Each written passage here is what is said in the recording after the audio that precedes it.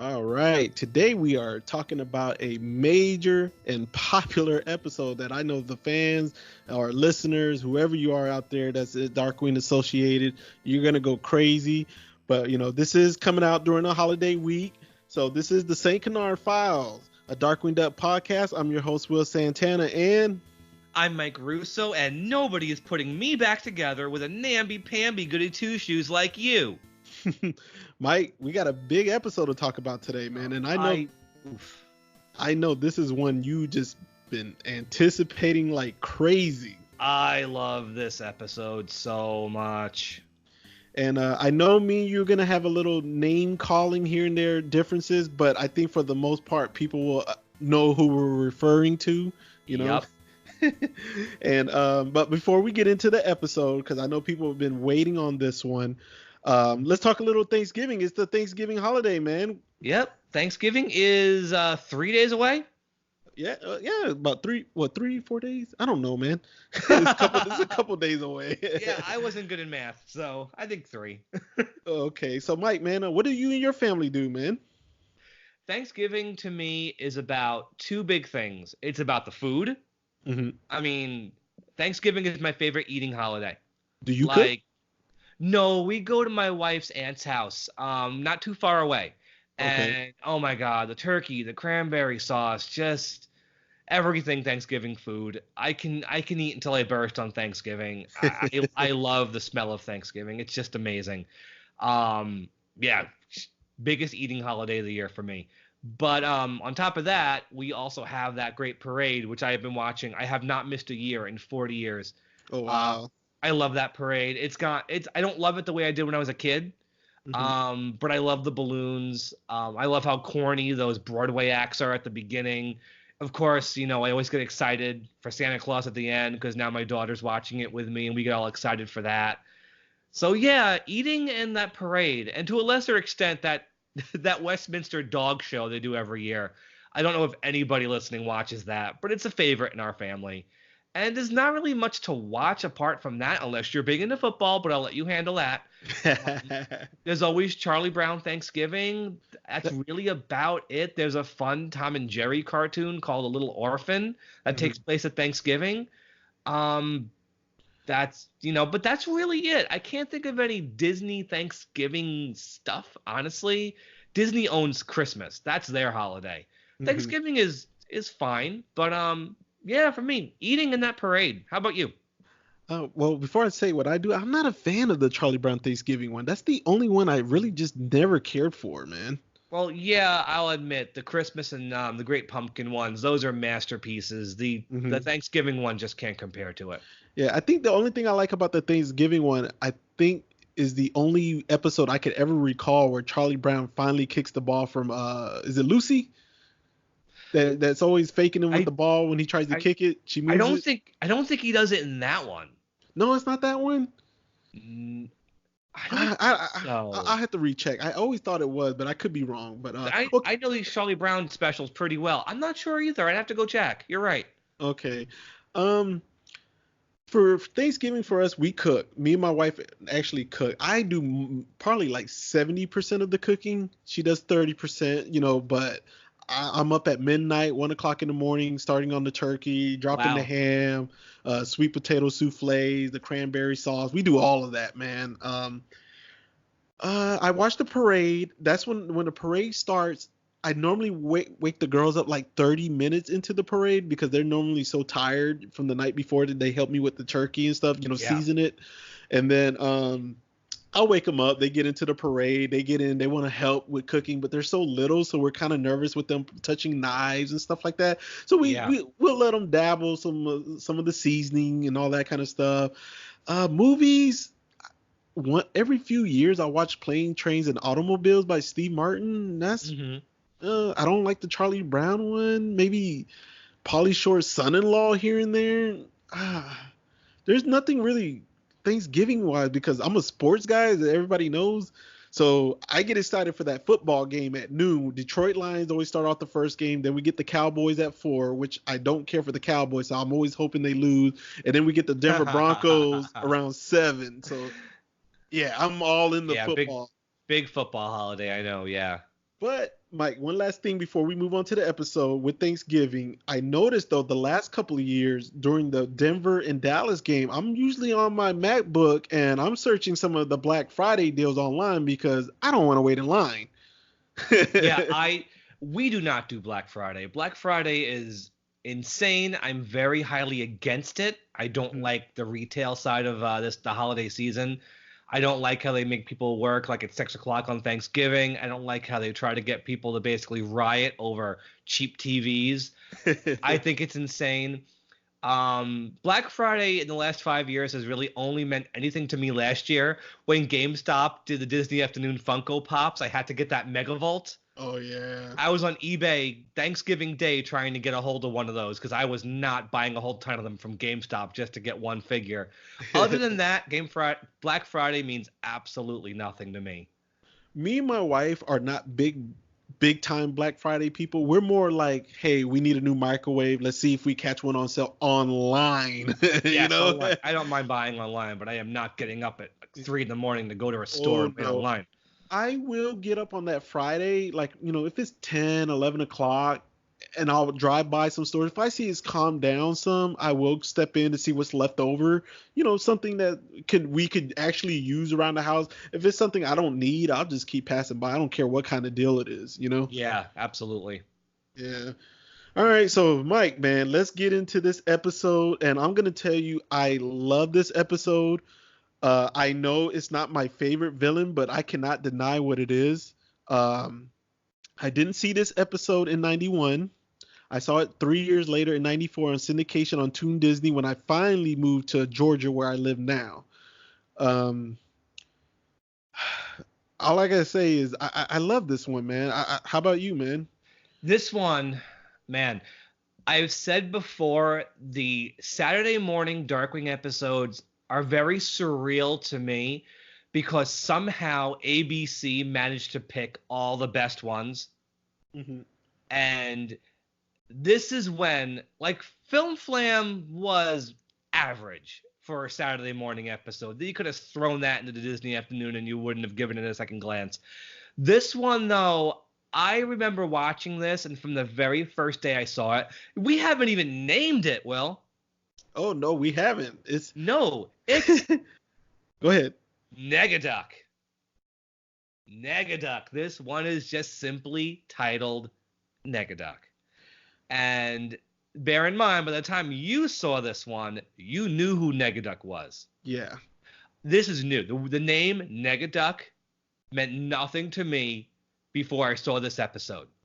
For me, it was confusing. I was like, this isn't Negaduck. Well, this is weird. Yeah, people have been confused by this episode, especially because most people aren't encountering this one first anymore.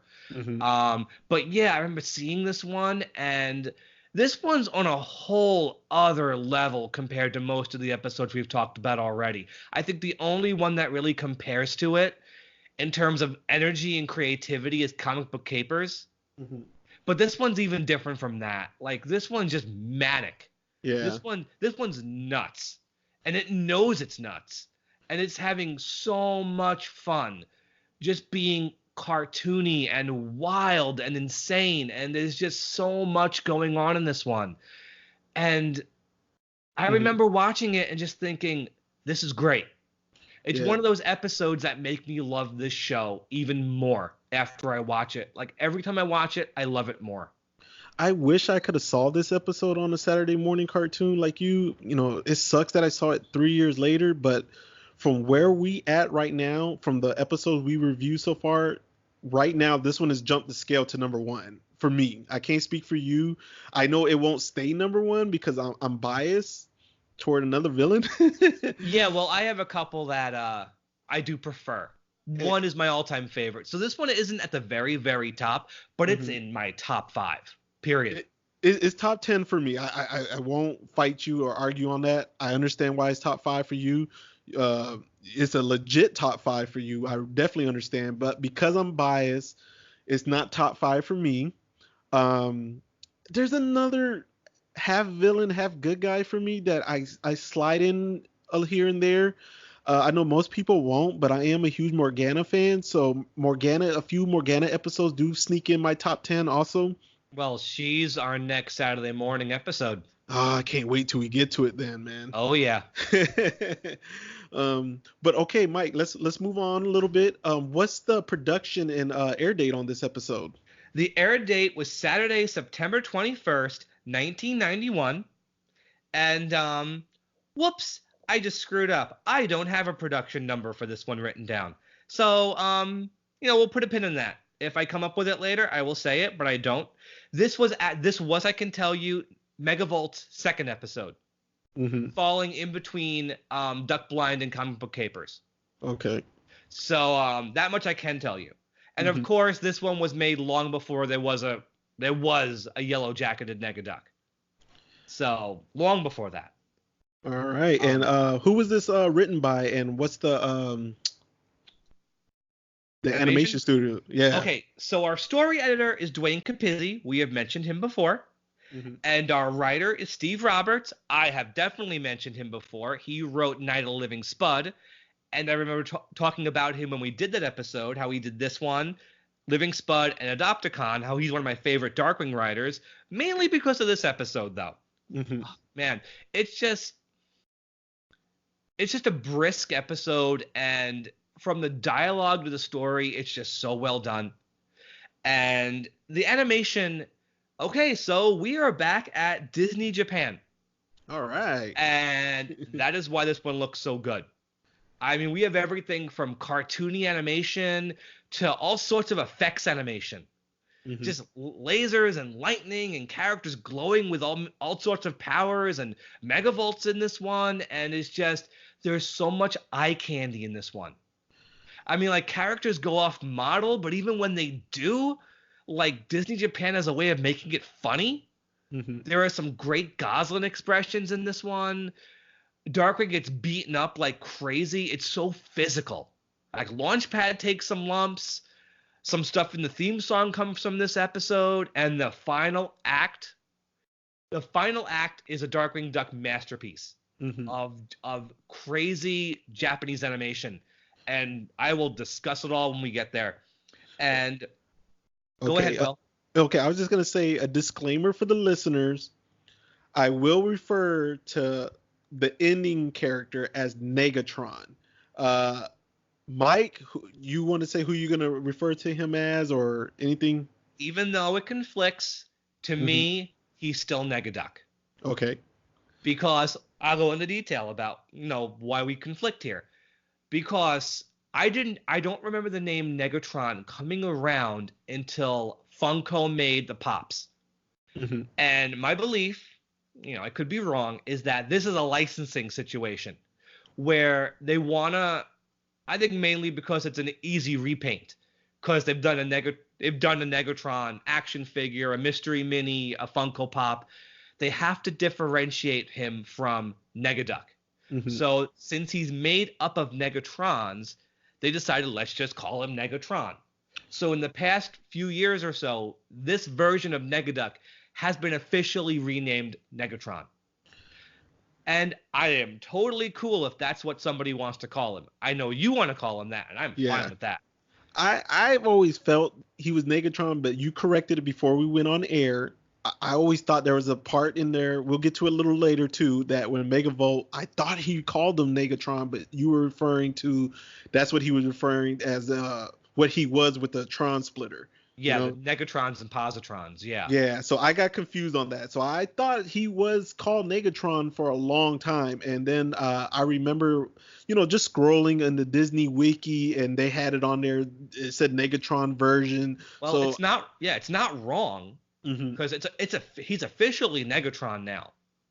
Okay. So it's not wrong. Okay. Well, we got that disclaimer out there. I will call him Negatron. Mike will call him Negaduck, so there's no confusion on that. We wanted to get that out of the way. All right, so Mike, let's get into the episode. Well, I want to talk about one more thing. Okay, go ahead. Because animation related. Because I want to single out one piece of the animation personnel, one of the animation directors for this episode, and quite possibly why it's so good. On the American side of the production, not the Japanese side. Animation director by the name of Tom Ray. Okay.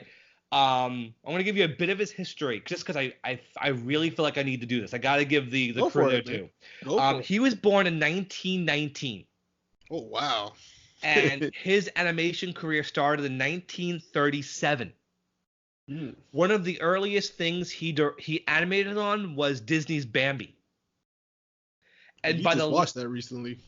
Yes, I did just watch that recently. My daughter handled it very well. Thank you very much.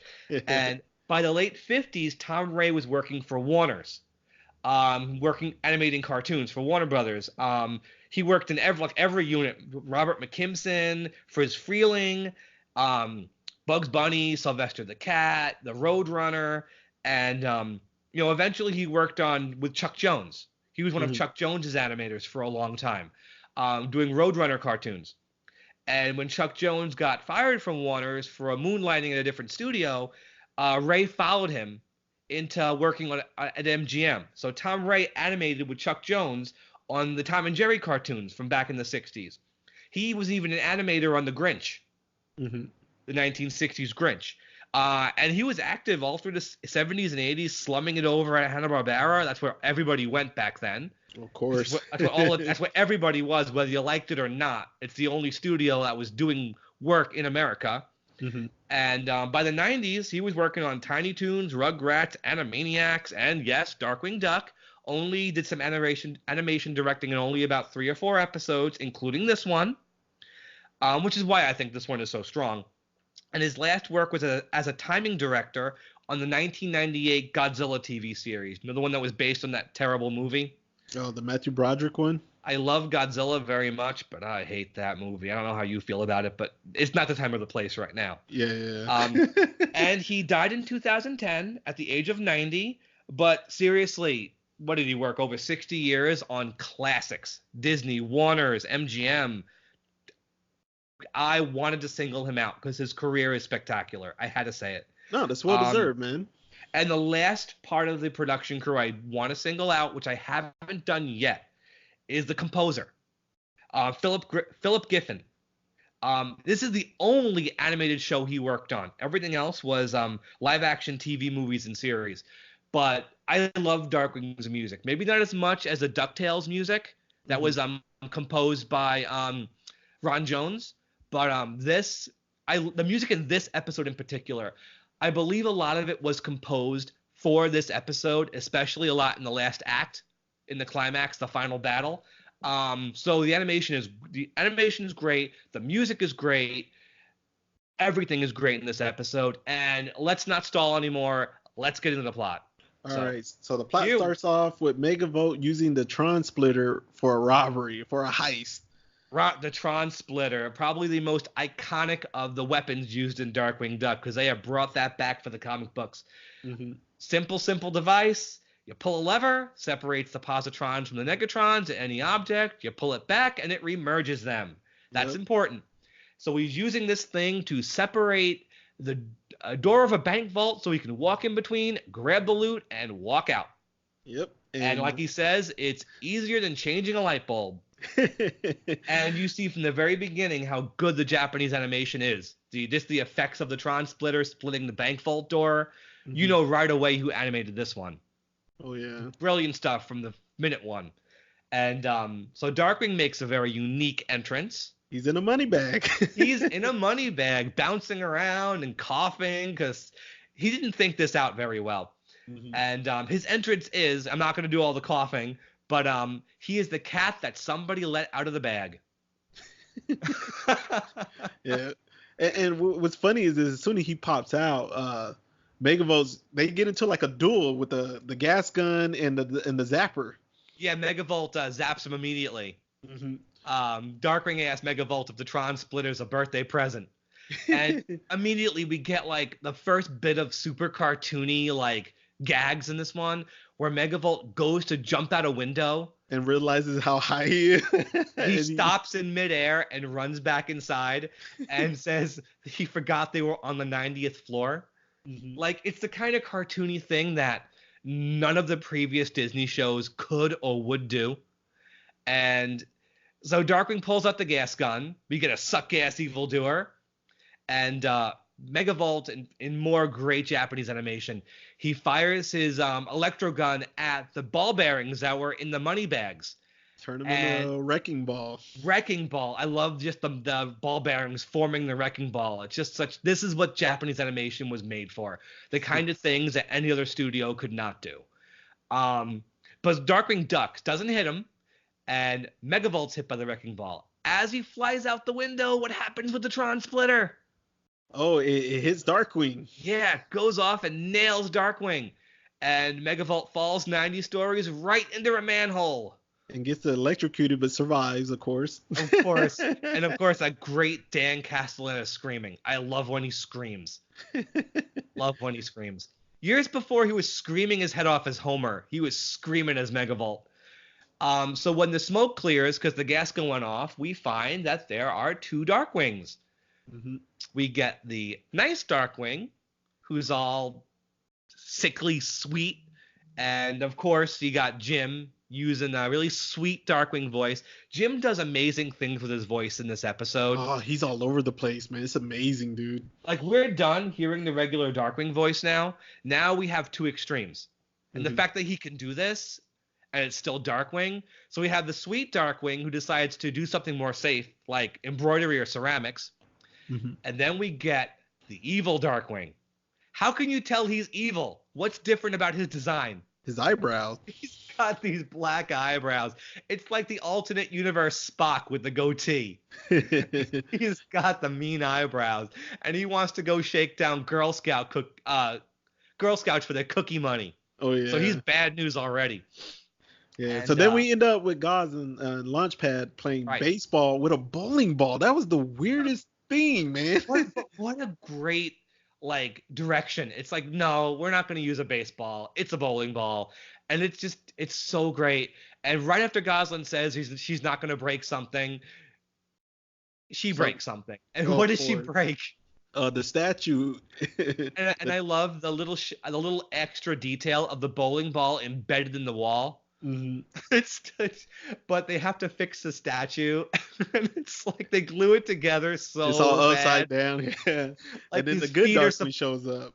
Yeah, and they ask him how his day went, and he goes, "Stop the crime, save the world, got zapped by Megavolt's tronsplitter." And the statue doesn't even bother him. He loves it so much he wants to raise her allowance. Yeah, he raised her allowance, told her no punishment, nothing, but she's not falling for that. And her faces are so good. Like, she's so put out. Mm-hmm. But she's confused, but she's put out. Yeah. And Launchpad cracks immediately and confesses of what they did, because that's Launchpad. But then along comes the evil Darkwing. Yeah. And he is just he's something else. He's a piece of work. When he discovers what she did, he tells her he's gonna ground her into hamburger. I caught that, but I was like, what did he mean by that? He's gonna ground her into a hamburger. I was a little confused on that, but I thought it was funny though. I even laughed, like ground beef, how you grind it up. Oh, okay. I didn't get it at first, man. But there's no time to figure out why there are 2 Drakes, because who should show up but the Muddlefoots. The Muddlefoots. Oh, it's a short scene, but the Muddlefoots really make it count. They invite themselves over to watch the Pelicans Island reunion special, and I think, unless I missed something in Night of the Living Spud, I think this is the first time they mentioned Pelicans Island. Okay. Which, just for people who might be too young to remember the show, what is Pelicans Island parodying? Was it Gilligan's Island? Yes, which is all but gone these days. Anybody below a certain age probably does not remember Gilligan's Island. But yeah, Pelican's Island, if you were alive in 1991, you knew what that was. So they invite themselves over to watch TV. And just really quick, Will, what's playing on the television behind Goslin? Chip and Dale, Rescue Ranger, Chip and Dale. Which, another Tad show. So, of course, got to stick the Rescue Rangers in there. So yeah, this is great scene now. I think it's just the comic potential here. They're trying to keep both Drakes out of the room at the same time. Yeah, so Mike, I got to interrupt you for 1 second. I got to. Oh, say it. I'll handle them. Where's my shotgun? Man, that scene when Gosling is trying to push both of the Darkwings out of there, and he makes that comment, I was like, did he just literally say that? You could never say that now. He said, "Where's my shotgun?" Because the Muppets are there, you know. So the first one comes in and is all nice, and he asks them if they want something to eat, and he pinches Tank's cheek. And I also want to mention, super quick, because I'm a nerd, I love the sound effects when Tank falls off the couch. Oh yeah. And yeah, very old school sound effects, so great. Darkwing Duck's use of sound effects is amazing. So then the bad Darkwing comes back. I know we keep calling him Darkwing, but right now he's Drake. And he picks on the Muddlefoots, and if it isn't the Muddleheads.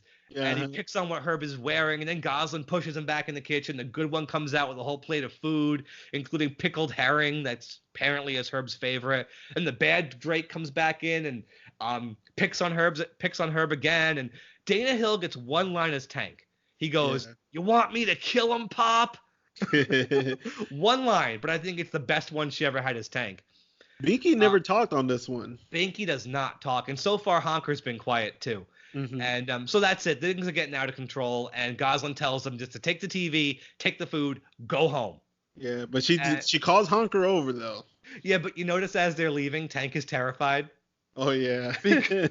Because the evil Drake threatened him. So they go into the kitchen where the evil Drake's trying to beat up Launchpad with a frying pan. Mm-hmm. And they realize they have to tie them both up to figure out what's going on. Okay. Now, one of my favorite bits in this episode is just the timing. The animation makes this bit perfect. When the evil Drake pulls out the gas gun, mm-hmm. and then the good Drake comes over with the frying pan, and the timing, he fires the gas gun, the gas canister hits the frying pan, and then nails him right in the forehead. Mm-hmm. And he passes out. And just the spiraling eyes, the indent of the gas canister in his forehead. The timing is amazing. Yeah. And only Disney Japan could do that. So yeah, so they tie the two of them up, and we finally get some dialogue for Honker from Katie. So what does Honker do? Take it from here, Will. He figures out that there's a positive Tron Darkwing and there's a negative Tron Darkwing by just looking at the feathers, because the positive feather had little duckies with what do they call them, halos. right Yeah. And then the negative feather had little devils. Yeah, little devils. And Goslin goes, "Trons, the building blocks of good and evil. I learned that in school." Mm-hmm. And then Honker's the one who figures out, like, hey, we got to put them back together to get the real Darkwing back. How am I supposed to do that? More zany glue? Oh, and the shot of Honker and Launchpad reacting. That's on the theme. Yeah. That's the theme. And Goslin mentions a tronsplitter, so obviously they have to use that. The big problem is, which Drake do you untie? Well, she didn't want to untie it first because, remember, she wanted to keep her allowance. Allowance. Launchpad has a good point. The good one would rather do macrame than fight crime. Yeah. So they have to figure out which one is the good Darkwing. They pick wrong, and then Honker exits the episode. We do not see him again. Mm-hmm. But, bye, Katie. You did a good job as Honker in this episode, but I guess there was just too much going on for... But it's not the last time we hear Katie in this episode. She does come back. Yeah. And so Honker's gone, and the evil Drake traps Goslin and Launchpad in a closet by telling them to fetch his Klinkenheimer. What's a Klinkenheimer?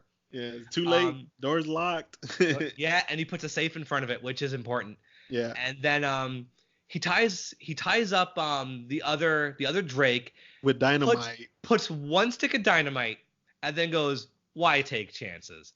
And then puts an ungodly amount of dynamite all over the ropes, strings them up, and then gets into the Darkwing costume, jumps into the Ratcatcher, and he's gone. He's gone. He said he's heading to town to do some crimes. Mm-hmm. And he goes to see a movie. Oh my God. Another of my favorite scenes in this episode is when he goes to see this movie. This scene, though, how did this air? How did this make it to air? It would never air now. I know I've been saying that from the very beginning when it comes to guns, but how did this get on the air? He's going to see the Cute Little Lost Bunnies movie. But he didn't know that though, because the way he No. was acting, he was really shocked that it was playing. Tidbit though, the cute little lost bunnies come back in the very last produced episode of the series.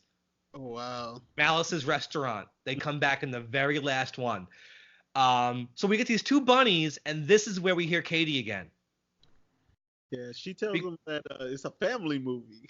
Yeah, and the evil Darkwing's mad. He goes, "What is this? I want to see car wrecks and gunplay." And when the bunny goes, "This is a nice family movie," and you can tell it's Katie because it sounds like Sonny Gummy from the Gummy Bears. Yeah. And he pulls out a shotgun. It says, "Not anymore." Look out! He's got a gun, and he's shooting the gun, and it's just, oh my god, it's so wrong.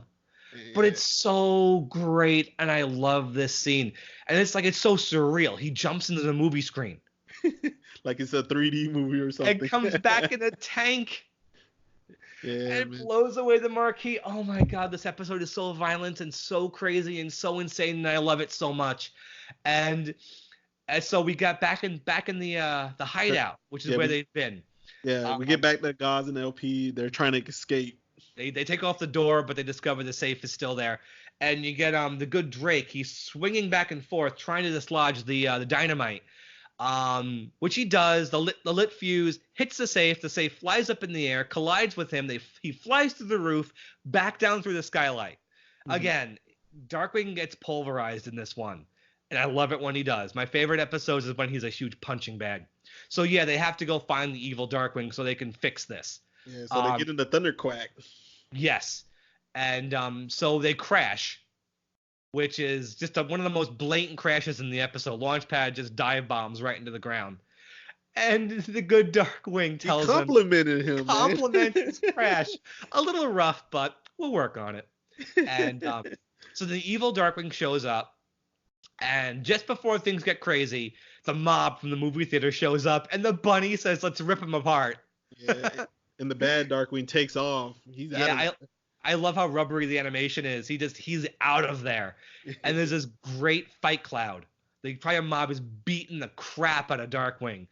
And even Goslin and Launchpad, they try to get in there, but they punch them right out of there. And Darkwing ends up with a crowbar on his head. that poor bunny rabbit forgot his crowbar. So obviously, you know what they need? They gotta find Megavolt. They gotta find them to put them together. I love the pacing in this one. Like, the Megavolt's introduced and then forgotten about, and then they need him later. I love the story structure here. It's really well done. Now, Mike, I got a quick question. Sure. When Gosling asks Darkwing, "Where can we find Megavolt?" and he says, "You don't want to go there," was the name of the bar the Old Hut? Because that's what he references as. The old haunt. Old Haunt. Okay. Yeah. I thought he called it the Old Hut. Okay. There was actually, I don't know if it's still active, there was a Darkwing Duck message board called the Old Haunt back in the day. Oh, okay. I don't think it's active anymore, and if it is, it's probably been really quiet. Social media has taken over everything. Mm-hmm. But the evil Darkwing's already one step ahead. He goes into the Old Haunt, and there's Megavolt recharging his batteries. With a little generator attached to his helmet. Yeah, I saw that. Yeah, I thought it was hilarious. And then it's great. And then they get like a Wild West standoff. Yeah, don't forget when the evil Darkwing opens the salon doors. It's from the opening theme song again. Oh yeah, it sure is. We got a bunch of them in this one. And he has a Wild West standoff. And Megavolt's itching for revenge because he doesn't know this is a Tron-splitted Darkwing. But how does the evil Darkwing defeat Megavolt? with a glass of water. And he just throws I think it's like a beer mug full of water at him. And Megavolt loves it. Once he hears that he is actually created from the machine, Megavolt calls him his son. Yeah. And the animation on Megavolt is just so bad, but it's so funny. Like I said, anytime Disney Japan got like off model, it was still great because it was just so funny. And they leave together because the evil Darkwing wants to destroy the Tronsplitter. Because he doesn't want to be merged. He doesn't want to be merged. So then the good Darkwing, Goslin, and Launchpad show up, and Gauze and LP are dressed as biker biker Man, gang. it's hilarious too. But Goz played the part right though. She really Goslin, did. Goslin is no nonsense. She doesn't take anybody's crap. And they go into the salon, and we got this bulldog, a bulldog biker, who he tells her that she's kind of small, and Goslin goes, "So's a rabid chipmunk, chump." She is so ready to pick a fight, and poor Launchpad tries to intervene and gets thrown through the ceiling. Oh, poor Launchpad. He didn't deserve that. Nah, And not at all. but then the patrons at the bar take one look at the good Darkwing, And they throw him all that money just so he can get his bubble gum. They're frightened of him. Yeah, so the bulldog tells them where to find Megavolt. And this is where the episode starts to get good. This is where the episode, it was at like a 10 before, now it hits like 50. They're at Megavolt's hideout. So this is Megavolt's second hideout. This is not the lighthouse. Now Megavolt has this rundown shack, which, like I said, I think it's probably his like workshop where he does all of his little projects.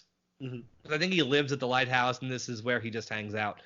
So he's showing the evil Darkwing the tronsplitter, and the evil Darkwing grabs a sledgehammer and gets ready to destroy it. And in the scuffle, the tronsplitter goes off, and he gets galvanized. And this is set up so well. Like, the first thing you see is Megavolt cowering in fear at what he sees. Like, he's shaking.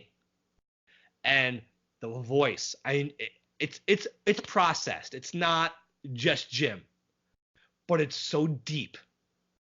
It's just, I can't even do this because it would ruin my throat. He goes, "I am the most," what does he say? "I am the most fiendish terror that flaps in the darkest night. I am the skunk that pollutes your air. I am Negaduck. And he just throws open his cape, and the electricity coming off of him all over the room. Like, this Negaduck, the original Negaduck, he is a black and white negative photocopy of Darkwing. Like, everything that should be light is black. Everything that should be dark is white. So he has black eyes. He has a white outfit. He has burning red eyes.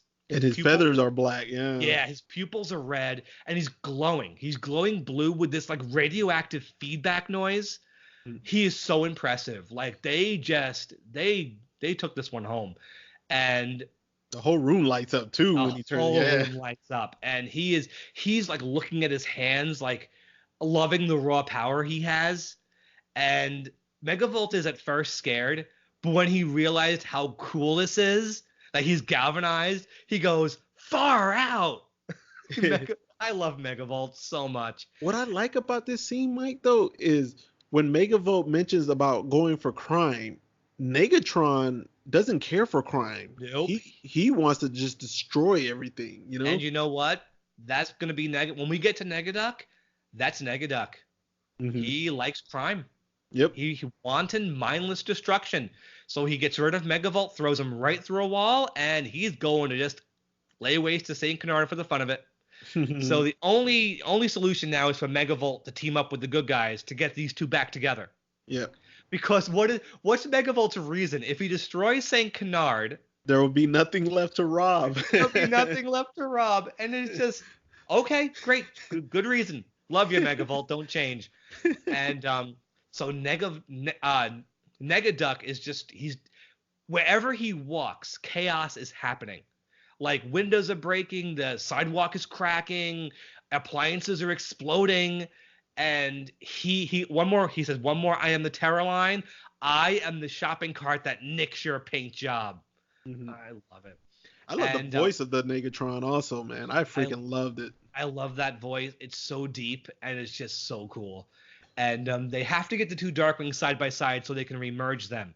So they trick the good Darkwing into getting close to him because he's about to step on a bug. Yeah, but in that process, Negatron destroys City Hall. Destroys it. And then he just takes the good Darkwing, just zaps him up in the air, and just right on the sidewalk.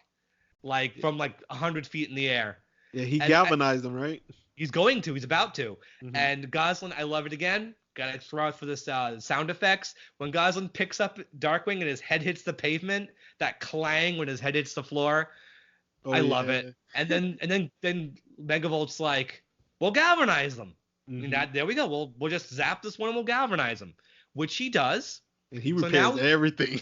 So now we have a sweet Darkwing glowing that floats pink in the air, floating in the air. He's floating in the air. He's glowing pink.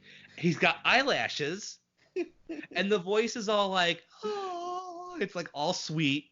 Again, Jim, he's amazing. So this is where I love this episode. This is where the animation just takes on a whole new level here when the two of them start fighting. Like, I know I mentioned this when I talked about the lullaby from Darkly Dawns a Duck, where they had these top tier animators. Just the drawings here and the movements are so funny and have so much life as the two of them are going at it. Like, they got the good Darkwing pulls out the balloon. Posiduck we'll call him now. He pulls out the balloon, and when Negaduck zaps it, the energy fixes City Hall, and we get that shot from the theme song where the sidewalk fixes itself and it zaps Goslin. So that's from this one, and we get the woodland animals because Posiduck is so pure.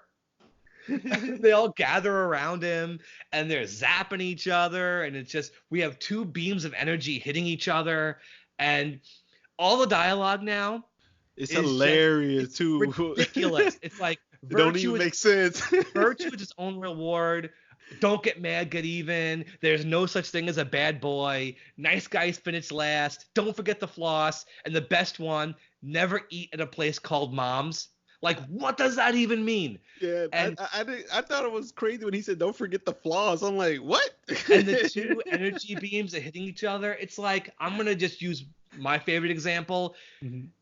Every time in Godzilla movies, when Godzilla goes up against Mechagodzilla and they fire their beam at each other and they collide, this is exactly what this is. Okay. Like two versions of Darkwing Duck fighting each other. And it's like, they get close enough. Megavolt finally realized this is his opportunity to shoot him. Yeah. And get them together. Shoots him, and one of my favorite shots in the episode, because Negaduck had Posiduck by the collar and was ready to punch him in the face. But when they're back together, we have regular Darkwing holding onto his collar, punching himself in the face. That's in the theme, ain't it? Again, in the theme song. Funny sound effects, funny animation. He flies backwards with just to smack himself right in the face. And, all good things come to an end, and it's time for Megavolt's heel turn. Yeah, he wants to use his zoom lens. He wants to use the zoom lens, and an even better Japanese animator takes over here. The animation gets even better. Like, this is the most on model in this episode that it gets. Like, the drawings are spectacular here. He zaps Darkwing, and Darkwing ends up with like multiple arms, as two Darkwings, and Goslin starts fighting with Megavolt over the tronsplitter. And I think it leads to one of my favorite shots in all of Darkwing Duck. When they were dancing? The kick line of Darkwings with this sleepy, ridiculous look on his face, and the music, do, do, do, do, do, do, and there's like six of them lined up together, kick lining, and like, oh my God, that was used in the Kickin' in the Groove music video. Everyone who's ever made a fan music video for Darkwing has used this shot because it's like, to me, it's super iconic. And right now, I have it as my Facebook banner. Oh, okay. I love it so much. It's just a great. I'm out of adjectives. I'm like, my enthusiasm right now is off the charts. But Launchpad. Yeah, so Launchpad. Thank you for bringing me back to earth, Will. Goslin tells Launchpad, help out because Launchpad's been useless. This isn't one of Launchpad's best episodes. He's kind of along for the ride, but I'll forgive him. Launchpad tries to help Trips, and Megavolt gets zapped by the tronsplitter. You got two hands. We got two upper-bodied Megavolts and one lower body. One set of legs and two Megavolts who are arguing with each other. Yeah. And they want to go shoot some pool, and they're arguing about which way to go. It's perfect. Yeah. And I love Megavolt. And the episode has to wrap up, and it wraps up really quick. If there's one thing I have to say about this episode, like anything even remotely negative, it wraps up really fast. But to its credit, you don't even have time to breathe when this episode ends. Mm-hmm. Like, you're still pumped from what you just saw. So just let it end quick while you're still excited. So but I love the way what Gosling says though about how she knows they got their Darkwing back. I love what she says. He's so obnoxious, he's so arrogant, and so conceited. Yeah, because he says he saved the day. Because who knows how much he knows about what happened. Because he doesn't know why Gosling came along when he actually sees her. But Gosling doesn't care if he takes away her allowance. She's just glad he's back. And last shot, shrugs his shoulders. He has no idea what happened. And it's... Oh, I love this episode so much. It's like top 5, and and it's important. It's like, this is where Negaduck came from. We have this episode to thank. Like, we do.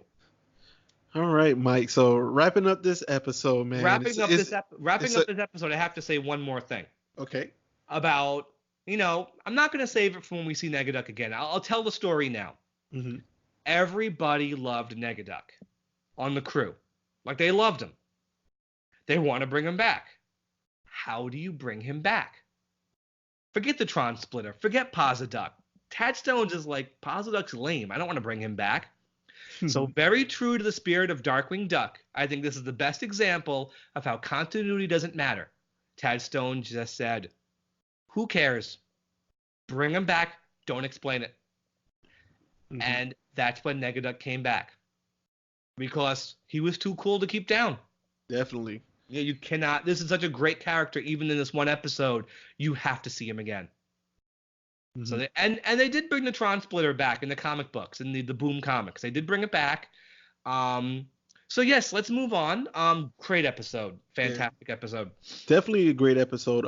If I wasn't biased, it'd definitely be top 5.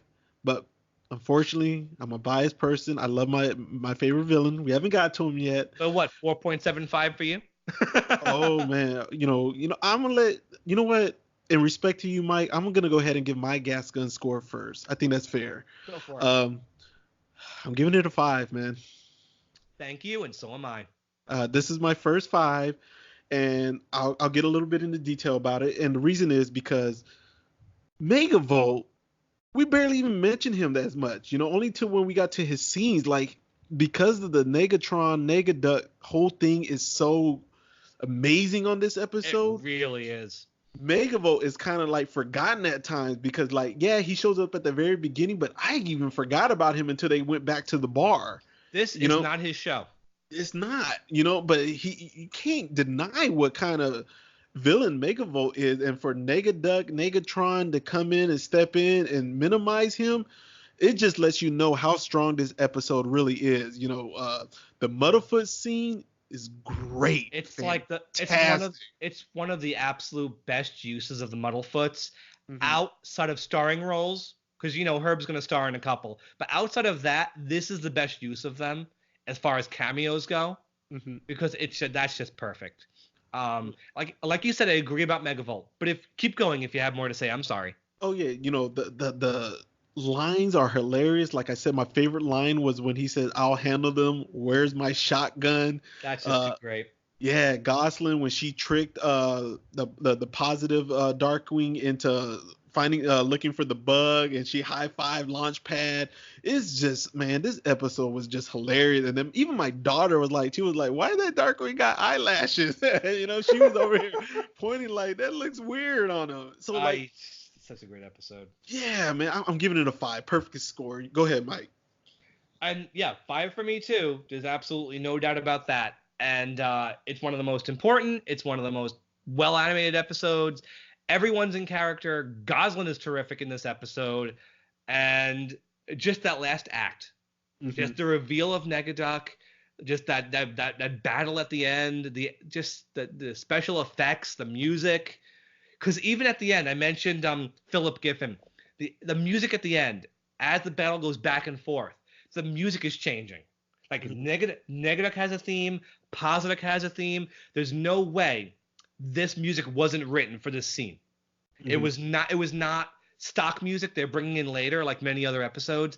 This is scored to what's happening on screen, which doesn't happen all the time. Doesn't happen all the time on Disney shows because they can't afford to do that. But they do it here, and it works so well.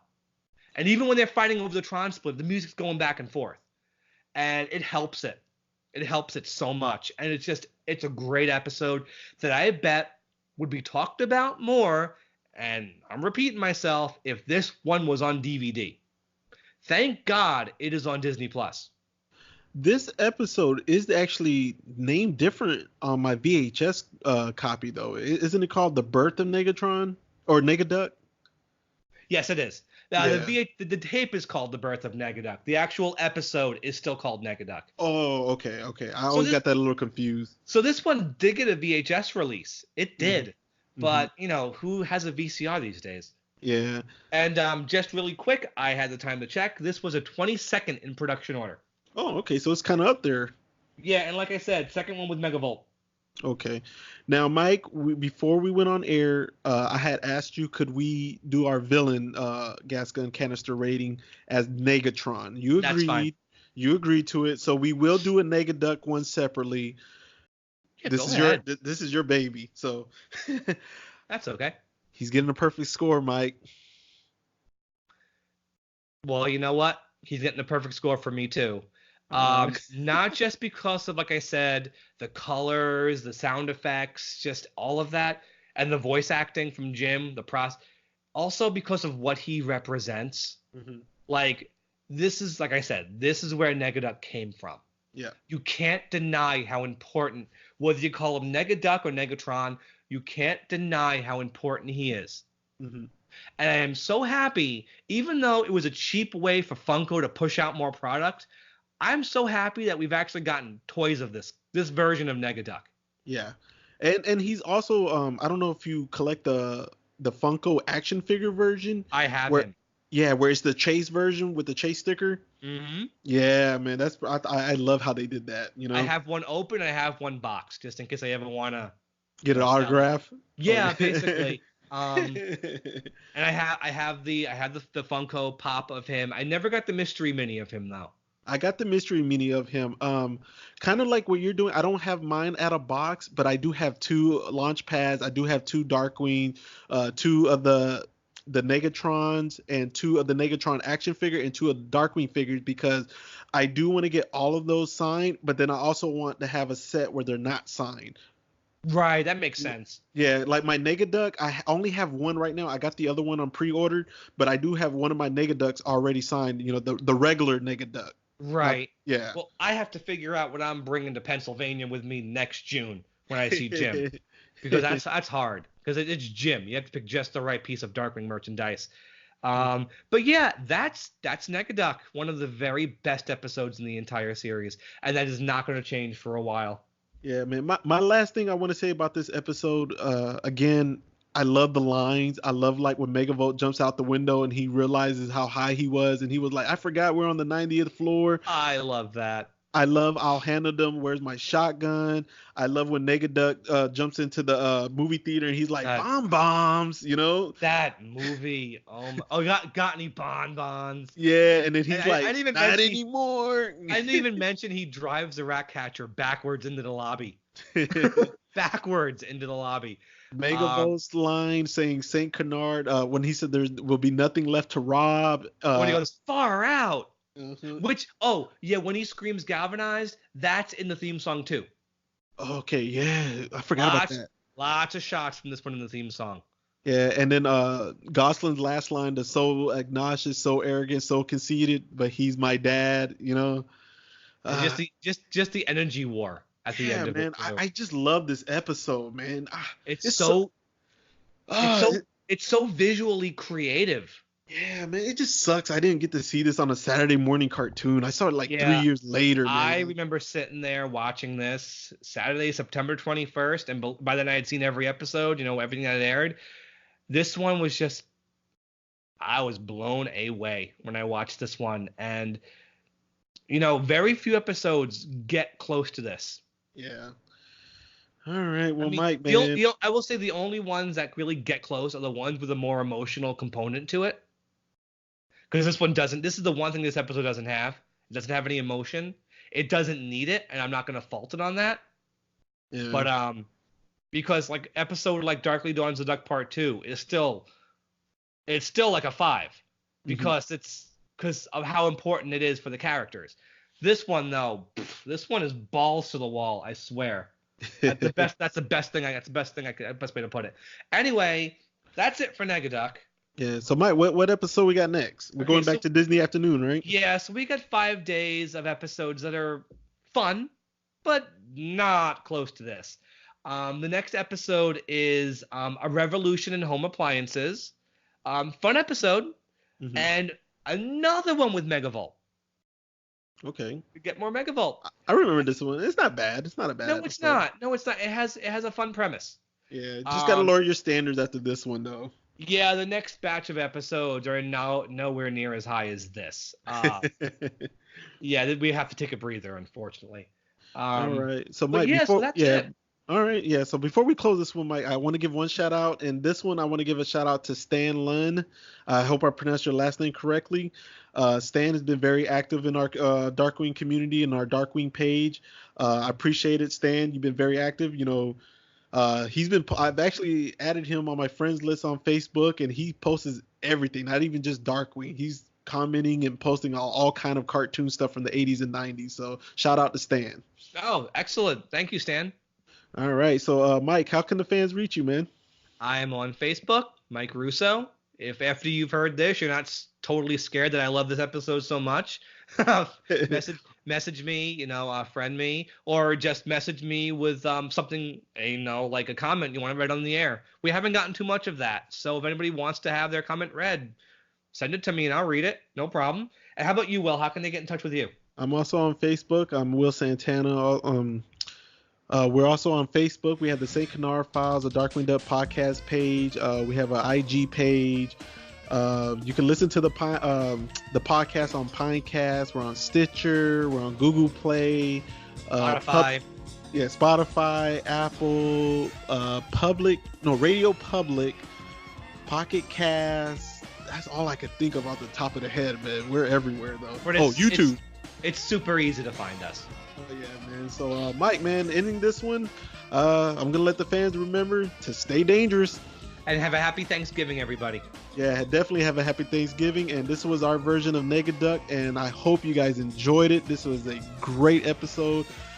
Mike, you got one of your babies out of the way. Absolutely. Very soon. Very soon. All right. Well, y'all have a good night, man. You too, Mike. Good night.